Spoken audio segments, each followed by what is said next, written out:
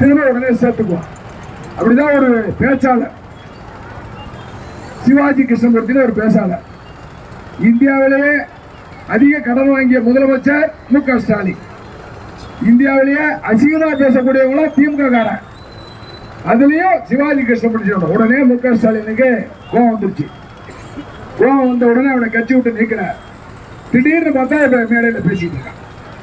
எந்த மாற்றமும் இல்லை, எந்த பிரச்சனையும் இல்லை.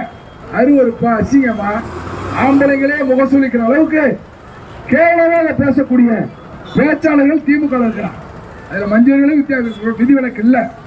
நேற்றைக்கு கூட கல்யாண சுந்தரம் என்ற எம்பி, திமுக எம்பி, உயர்கல்வித்துறை அமைச்சரை வச்சுக்கிட்டு குழந்தை பக்கிறத பற்றி கேவலமா ஒரு பிள்ளை பெறுவது என்பது திருமணம் முடிந்து அதற்கு பிறகு சம்பிரதாயங்கள்லாம் நடந்து விளையாட்டு நடந்து குழந்தை பிறக்கும். அந்த பிறப்பை அருவருக்கத்தக்க வகையில நேற்றைக்கு அந்த கல்யாண சுந்தரம் பேசியிருக்கிறார். இப்படி ஒவ்வொருவராக ஏவா வேலு பேசுகிறார். சைவ வைணவ கோள்களிலே ஒரு இந்திய பாட்டை, ஏன்னா அந்த பாட்டை கூட நான் இங்க பேசுறதுக்கு விருப்பம் இல்லை. ஏன்னு சொன்னா அந்த பாட்டு ஹிந்தி தெரிஞ்சவங்க இங்க 10 பேர் இருப்பாங்க. மாவட்ட எனக்கு ஹிந்தி தெரியாது. மாவட்ட செயலாளர் ஏதோ ஒரு பாட்டு பண்ணாரு,